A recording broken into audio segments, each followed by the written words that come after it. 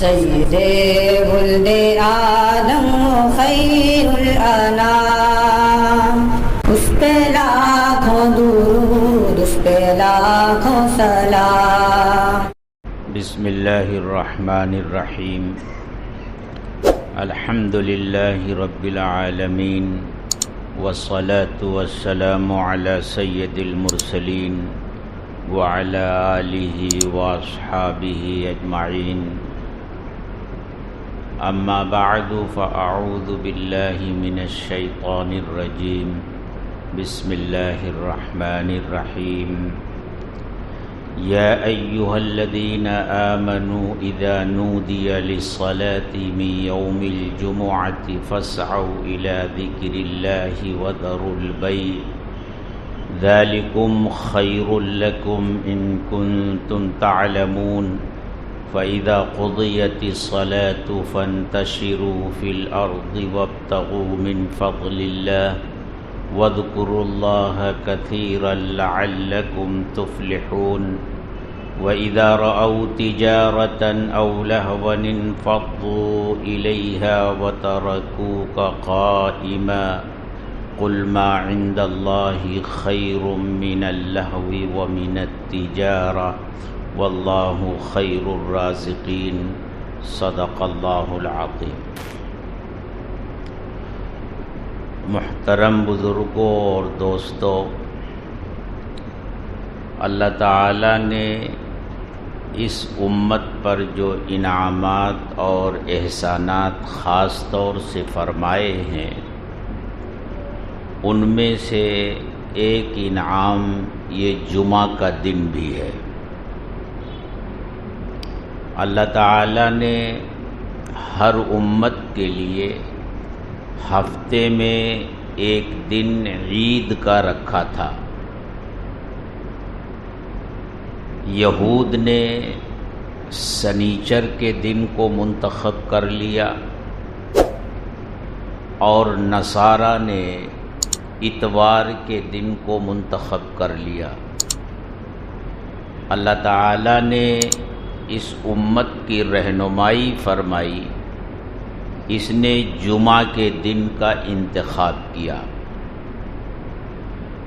جمعہ کے بارے میں اللہ کے رسول صلی اللہ علیہ وسلم نے ارشاد فرمایا، یہ جمعہ کا دن سید الایام ہے، دنوں کا سردار ہے۔ جس طرح رمضان مہینوں کا سردار ہے، اسی طرح جمعہ کا دن دنوں کا سردار ہے۔ اللہ تعالیٰ نے جمعہ کے دن میں بڑی خصوصیتیں رکھی ہیں۔ حضرت آدم علیہ السلام کو اللہ نے جمعہ کے دن ہی پیدا فرمایا، ان کو جنت میں جمعہ کے دن ہی داخل فرمایا، اور جمعہ کے دن ہی وہ اس دنیا میں بھیجے گئے، اور جمعہ کے دن میں اللہ تعالیٰ نے ایک گھڑی ایسی رکھی ہے، ایک ساعت، ایک ایسا وقت رکھا ہے کہ بندہ اس میں جو بھی دعا کرتا ہے اللہ تعالیٰ ضرور قبول فرماتے ہیں۔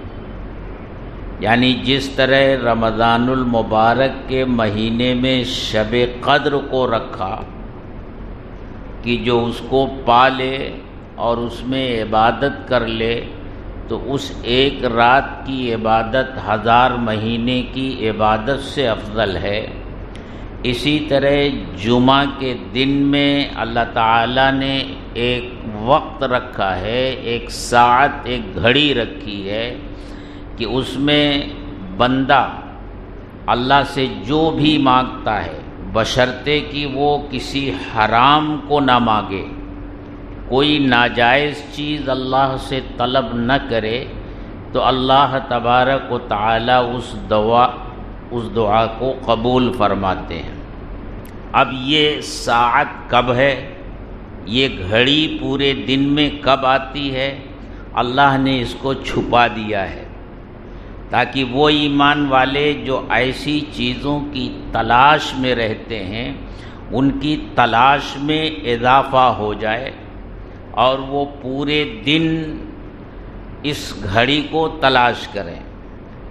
حدیثوں میں آتا ہے اور بہت سے علماء نے فرمایا ہے، کسی نے کہا کہ یہ گھڑی عصر اور مغرب کے درمیان ہوتی ہے، اسی لیے اللہ کے رسول صلی اللہ علیہ وسلم نے ارشاد فرمایا کہ جمعہ کے دن میرے اوپر کثرت سے درود بھیجا کرو، خاص طور سے عصر اور مغرب کے درمیان۔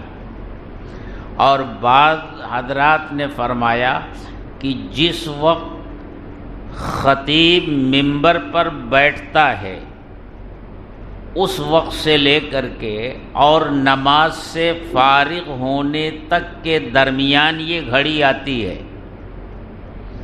اور بعض حضرات نے فرمایا کہ جب صبح صادق ہوتی ہے وہاں سے لے کر سورج نکلنے تک کے درمیان یہ ساعت آتی ہے۔ بعض حضرات نے فرمایا کہ سورج جب ڈھلتا ہے اس کے بعد یہ ساعت آتی ہے۔ تو جب اتنی باتیں ہیں تو اس کا مطلب ہے کہ جو شخص جمعہ کا دن اللہ کے ذکر میں، اللہ کی یاد میں اور تلاوت میں اور حضرت محمد صلی اللہ علیہ وسلم پر درود بھیجنے میں گزارے گا تو انشاءاللہ اس کو یہ گھڑی ضرور میسر ہو جائے گی۔ ٹھیک اسی طرح جو بندہ رمضان المبارک کے آخری عشرے کی طاق راتوں میں بیدار رہ کر اللہ کی عبادت کا اہتمام کرتا ہے وہ شب قدر کو ضرور پا لیتا ہے، کیونکہ انہی طاق راتوں میں سے کوئی ایک رات شب قدر ہوتی ہے۔ ٹھیک اسی طرح ان تمام اوقات میں جس کے بارے میں کہا گیا، اللہ کا کوئی بندہ اگر اس ساعت کی تلاش میں گزارتا ہے تو اس کو یہ گھڑی ضرور مل جاتی ہے۔ تو جمعہ کا دن بڑا اہم دن ہے، اسی دن قیامت قائم ہوگی، اسی دن سور پھونکا جائے گا، اسی دن مردے قبروں سے اٹھائے جائیں گے۔ اور قرآن کریم میں آتا ہے کہ اللہ تعالیٰ نے اس پوری کائنات کو 6 دن میں پیدا فرمایا ہے، وہ آخری دن جس میں اس پوری کائنات کی تخلیق مکمل ہوئی وہ جمعہ کا دن تھا۔ جب جمعہ کا دن آتا ہے تو شیطانی لشکر اور رحمانی لشکر دونوں تیار ہو جاتے ہیں۔ شیطان اپنے لشکر کو جھنڈے دے کر، جس طرح پارٹیاں جھنڈے اپنے لے کر نکلتی ہیں، اسی طرح شیطان اپنے لشکر کو جھنڈے دے کر بازاروں کی طرف بھیجتا ہے تاکہ وہ لوگوں کو جمعہ کے لیے آنے سے روکیں، زیادہ سے زیادہ وہ لوگوں کو بازار میں مشغول رکھیں، ان کی طرح طرح کی ضروریات یاد دلا کر کے۔ یہ شیطان کا لشکر کرتا ہے۔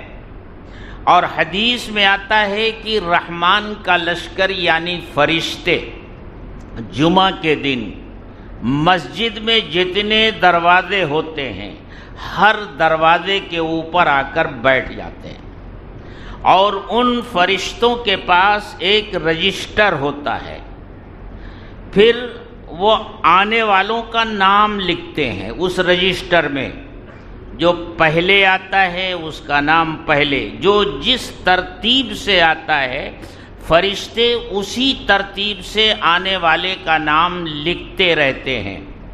اور فرمایا گیا کہ پھر اسی ترتیب سے اللہ کی طرف سے ان کو اجر اور انعام بھی ملتا ہے۔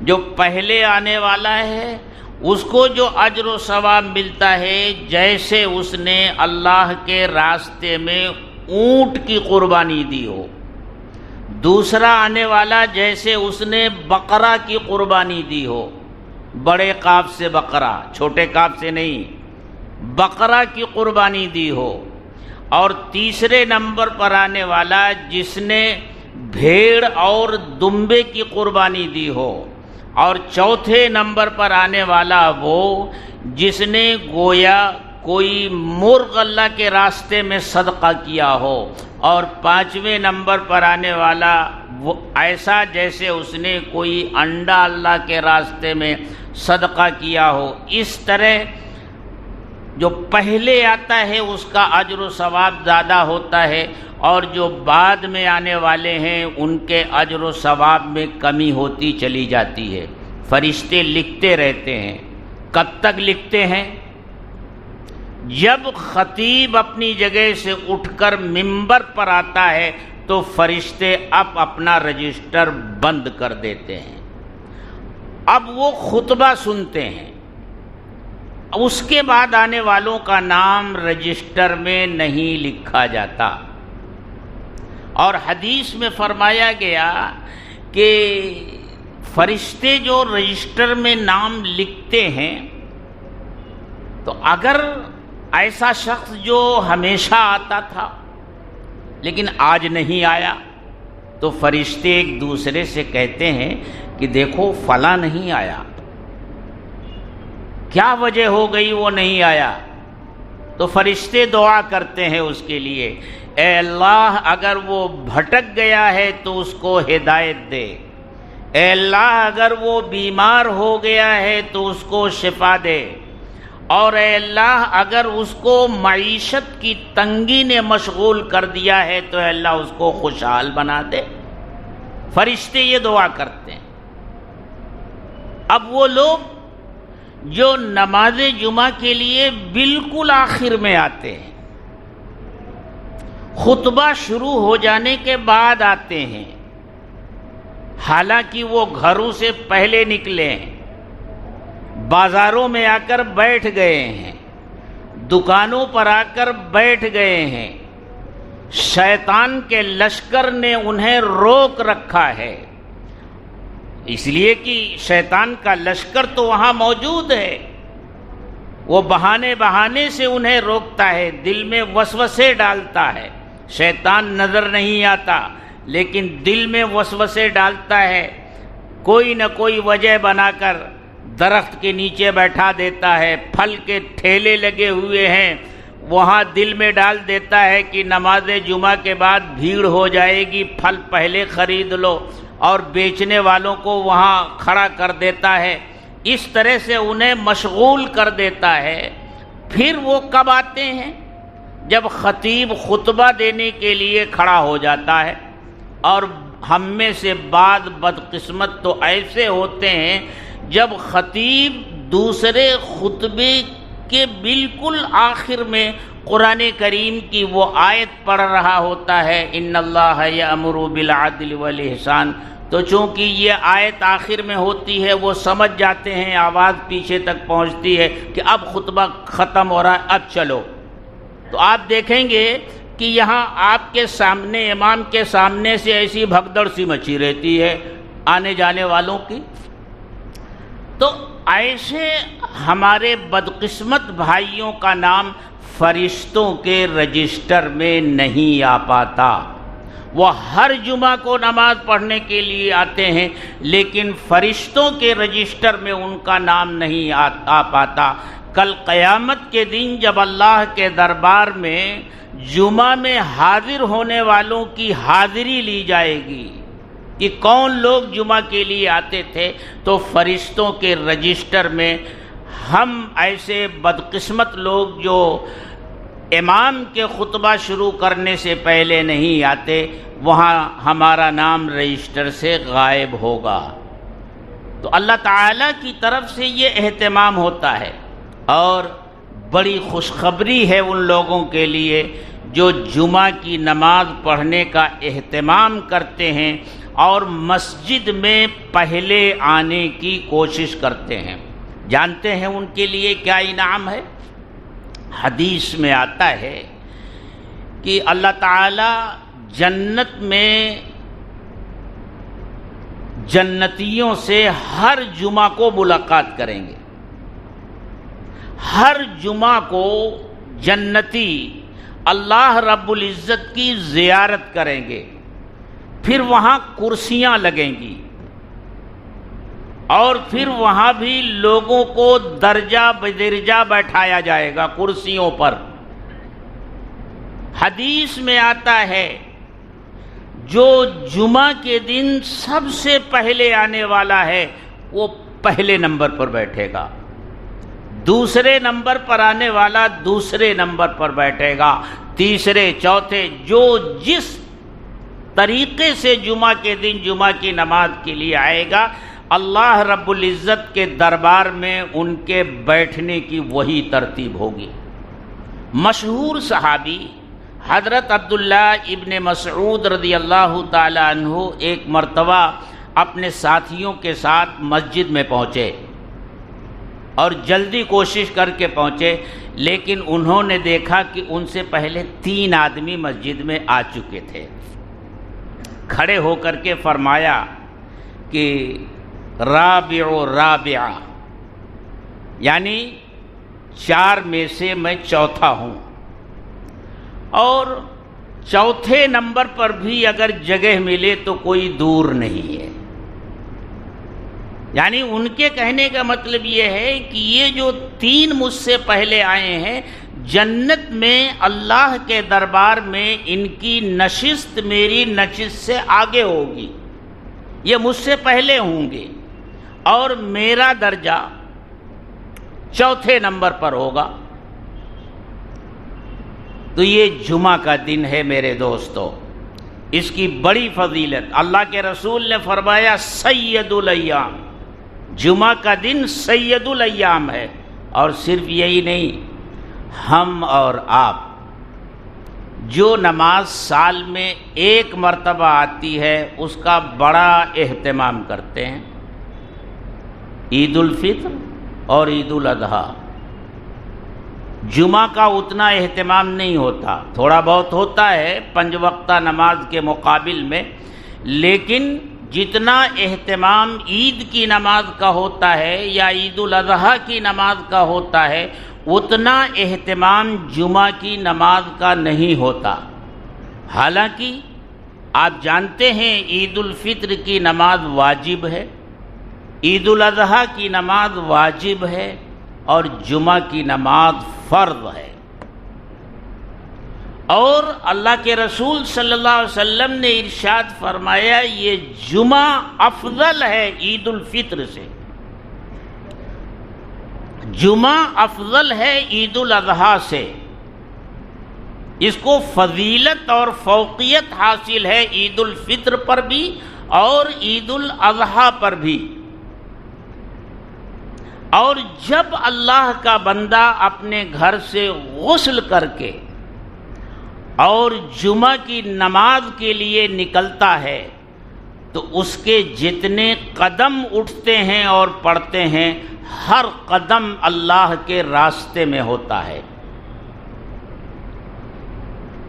ایک صحابی جمعہ کی نماز کے لیے جا رہے تھے، دوسرے صحابی نے ان سے ملاقات کی تو انہیں بشارت دی، اور بشارت کیا دی کہ میں نے اللہ کے رسول صلی اللہ علیہ وسلم کو یہ ارشاد فرماتے ہوئے سنا ہے کہ اللہ کے راستے میں جو قدم غبار آلود ہوتے ہیں، یعنی چلنے کی وجہ سے دھول مٹی قدم پر پڑتی ہے، اسے جہنم کی آگ نہیں چھو سکتی۔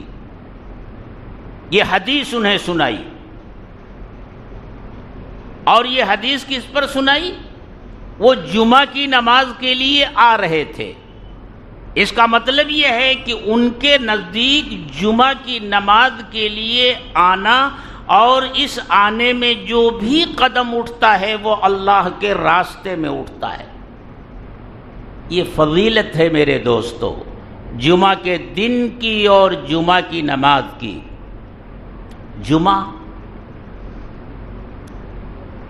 جمعہ جو ہے یہ اجتماع سے ہے۔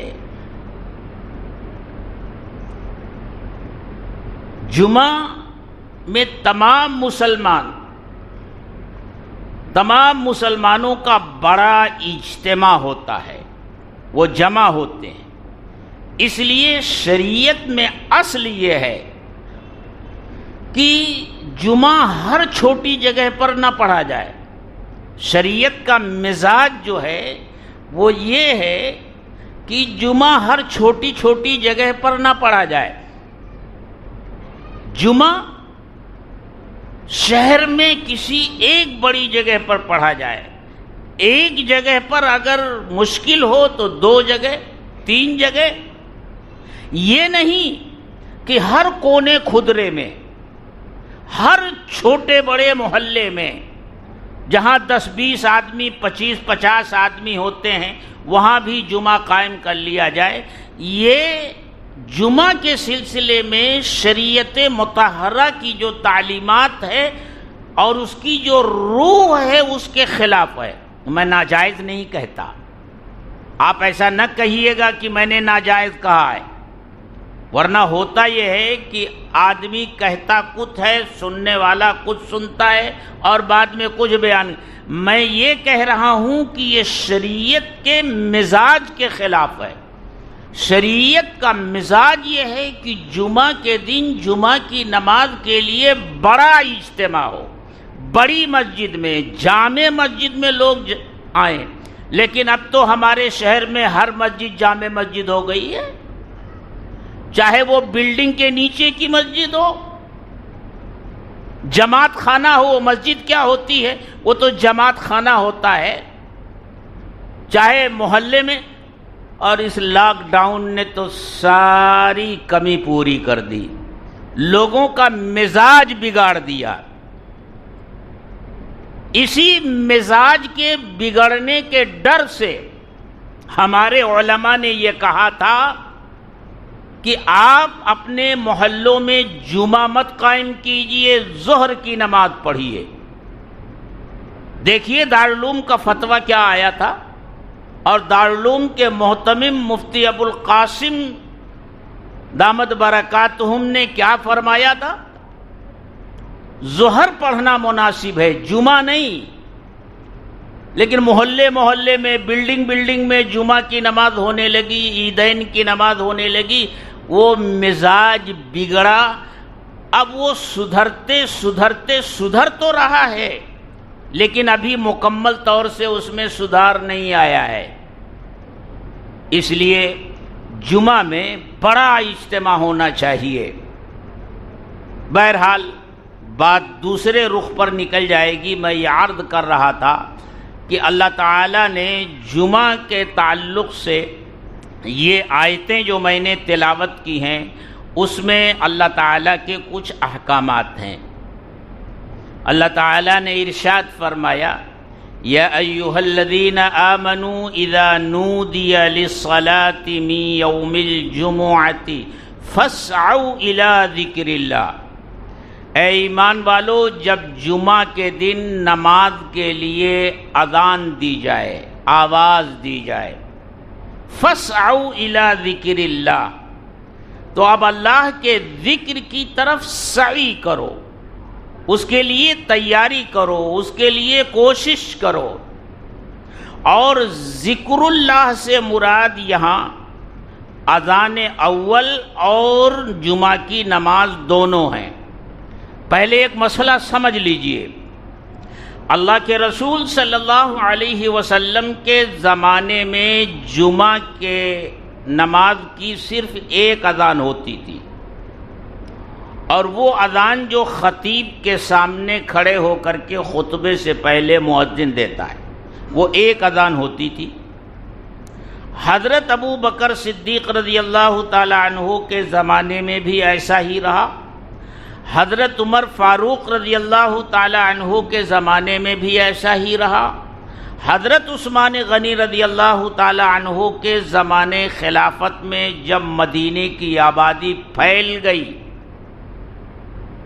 اور لوگوں کی تعداد بڑھ گئی اور یہاں ہونے والی اذان لوگ سن نہیں پاتے تھے، تو مسجد سے باہر حضرت عثمان غنی رضی اللہ تعالی عنہ نے اپنے مکان سے ایک اذان شروع فرمائی، جو یہ پہلی اذان ہوتی ہے، اور کسی صحابی نے اس پر نکیر نہیں کی۔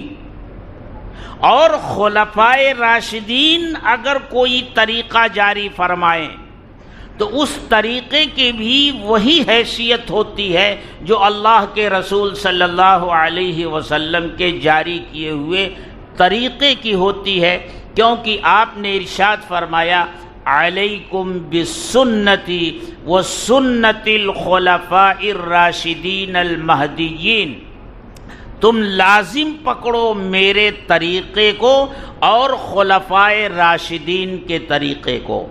اس حدیث کی بنیاد پر حضرت عثمان غنی رضی اللہ تعالی عنہ نے جو طریقہ جاری فرمایا وہ بھی دراصل دین کا ہی حصہ ہے۔ اس لیے یہ پہلی اذان جو ہوتی ہے، جب یہ اذان ہو جائے تو کیا کہا؟ فَاسْعَوْا إِلَىٰ ذِكْرِ اللَّهِ، اللہ کے ذکر کی طرف چلو، وَذَرُوا الْبَيْعَ، اور بیچنا چھوڑ دو، بیچنا بھی اور خریدنا بھی، لیکن کیا کہا جا رہا ہے؟ بیچنا چھوڑو، کیونکہ بیچنے والے کم ہوتے ہیں، خریدار زیادہ ہوتے ہیں، اور بیچنے والوں کو جب منع کر دیا جائے گا، وہ دکانیں بند ہو جائیں گی تو خریدار اپنے آپ رک جائیں گے۔ مقصد بیچنا اور خریدنا دونوں سے منع کرنا ہے، اور صرف بیچنے اور خریدنے سے نہیں، اذان ہو جانے کے بعد پھر جمعہ کی تیاری کے علاوہ کوئی اور عمل جائز نہیں ہے۔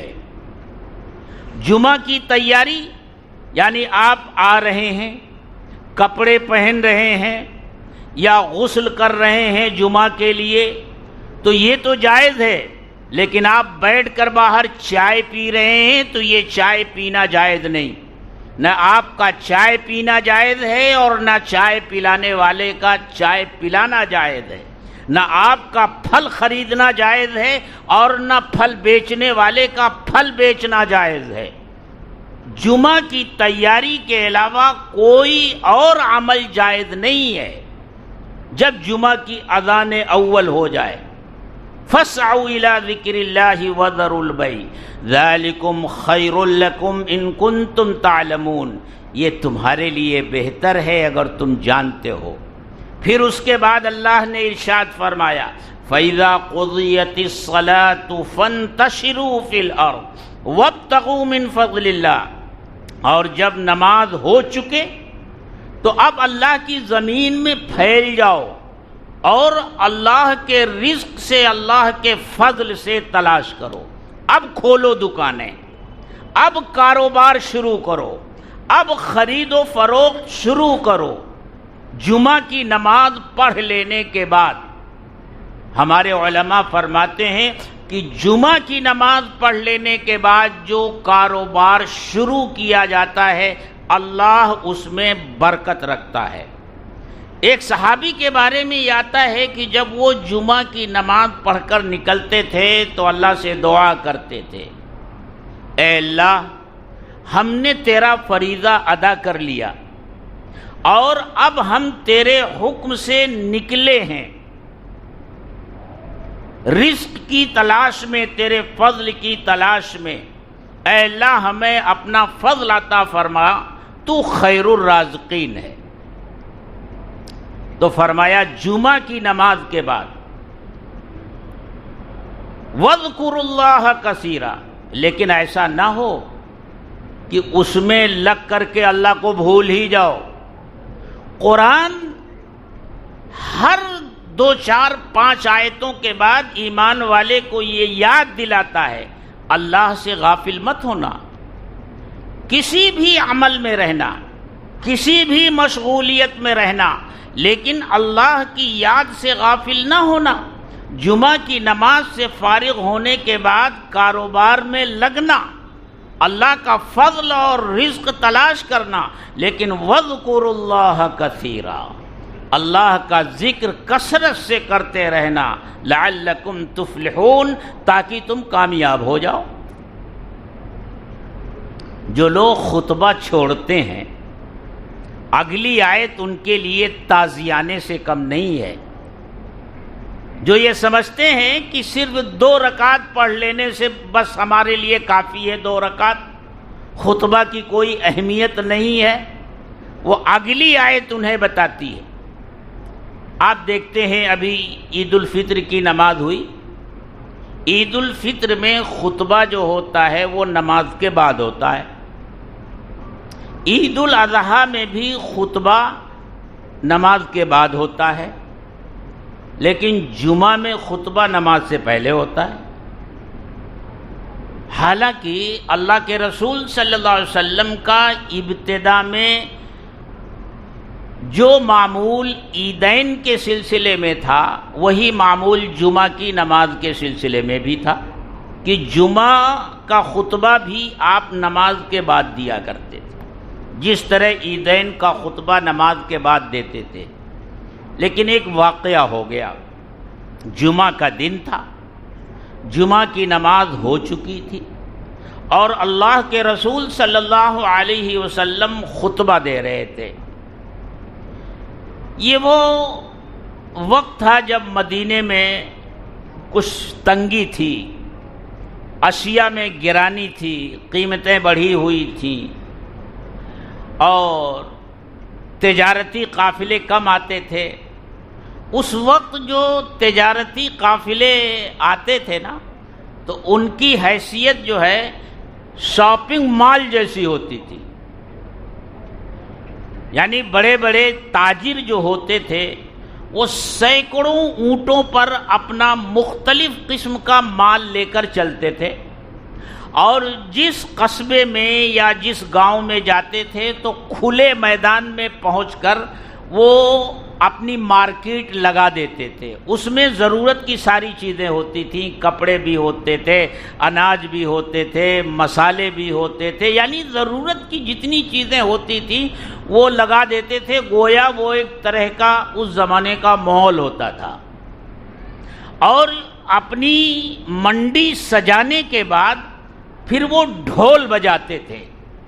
ڈھول بجانے کا مطلب یہ ہوتا تھا کہ تجارتی قافلہ آ گیا ہے، پھر لوگ اپنی ضروریات خریدنے کے لیے اس طرف چل پڑتے تھے۔ اس زمانے میں جب یہ واقعہ پیش آیا تو مدینے میں اشیاء ضروریہ کی قلت تھی۔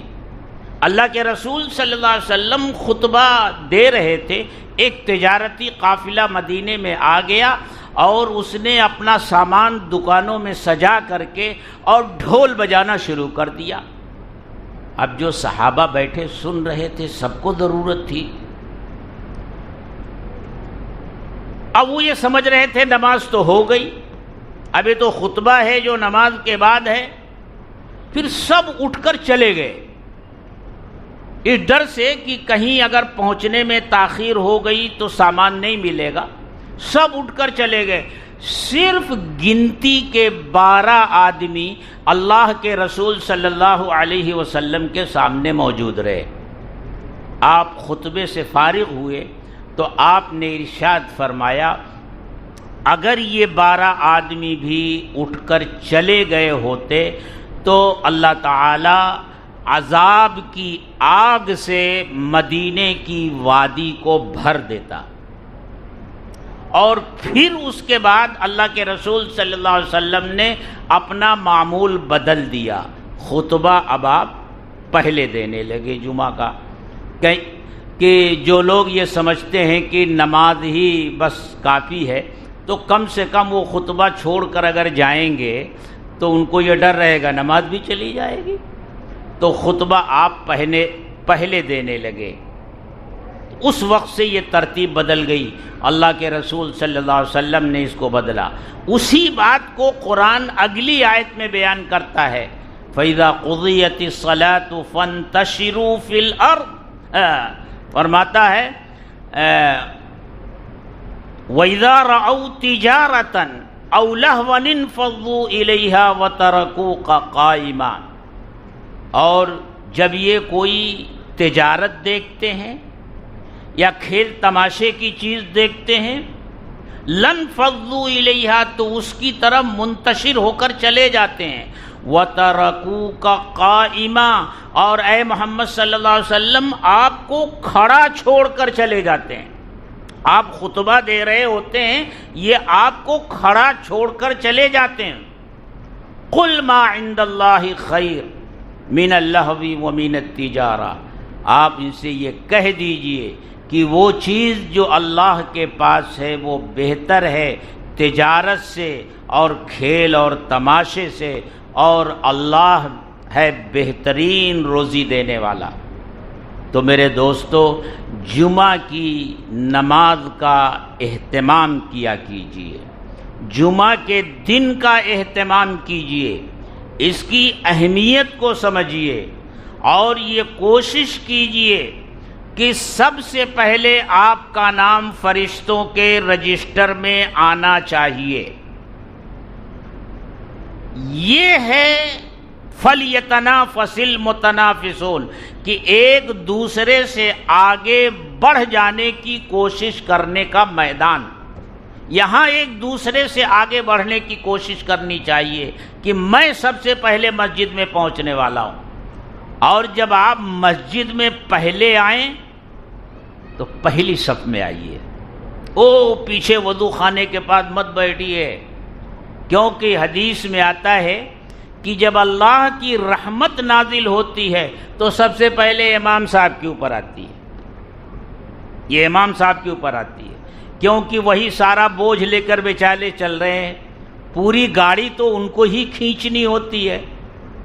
حدیث میں فرمایا گیا الامام ضامن، امام ضامن ہے، یعنی امام کی نماز مقتدیوں کی نماز کو متضمن ہے فساد اور جواز کے اعتبار سے.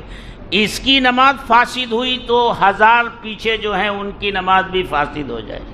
اس کی نماز صحیح ہوئی تو پیچھے جتنے مقتدی ہیں سب کی نماز جائز ہو جائے گی. ان کی جائز سب کی جائز، ان کی فاسد سب کی فاسد. ان کے خشوع خضوع میں خلل پڑا تو ہم مقتدی پیچھے چاہے جتنے خشوع خضوع سے پڑھیں، سمجھے فرق پڑے گا. ان کی نماز میں، امام کی نماز میں خشوع اور خضوع ہونا چاہیے. اور وہ خشوع خضوع کیسے ہوگا آپ جانتے ہیں نا. امام اگر مطمئن ہوگا، فارغ البال ہوگا، طرح طرح کے وسوسے اس کے دل و دماغ میں نہیں ہوں گے تو اس کا دل لگے گا، خشوع خضوع کے ساتھ نماز پڑھے گا. اور اگر وہ مصلی پر کھڑا ہوگا اور سوچ رہا ہوگا ابھی جمعہ کی نماز پڑھنے کے بعد جب میں گھر پہنچوں گا تو بچے کہیں گے کہ ابا کون سا پھل لے کر کے آئے، اور جیب میں کچھ ہے نہیں تو میں کیا جواب دوں گا، تو بیچارہ اسی میں مشغول رہے گا. شیخ سعدی نے بہت خوب کہا تھا، شب چو عقد نماز بر بندم چہ خورد بامداد فرزندم. رات جب میں نے نماز کی نیت باندھی تو یہ خیال رات بھر میرے دماغ میں چکراتا رہا کہ صبح کو میرے بچے کیا کھائیں گے.